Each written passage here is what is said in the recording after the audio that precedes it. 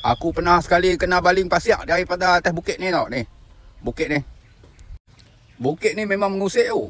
Aku dah kena sekali. Dia baling pasiak daripada atas bukit tu. Turun ke bawah. Dalam pukul 11 malam kot. Ni, bukit ni. Nampak? Dia tengah padang ni.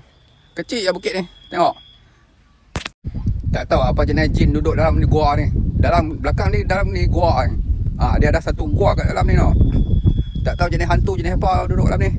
Tu. Bukit ni. Siapa tak berani nak malu-lalu. Ni batu granit ni. Dia ada laut ni, dalam laut ni. Batu ni asal dia duduk dalam laut tau.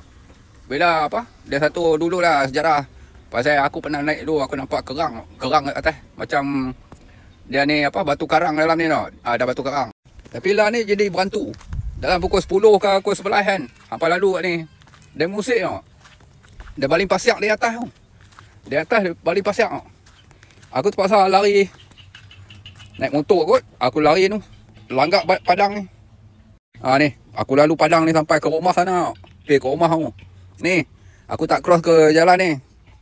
Aku cross kat ni terus. Tu kata tu. Ni bukit ni. Bukit batu. Tak ada tanah, tak ada apa. Semua ketil batu ni selonggok. Ni rumah semacam tu. Tu batu semua tau. Dulu sini bawah laut tau. Laut. Pasal aku nampak batu karang. Dia ada kerang-kerang macam batu karang tau dalam tu.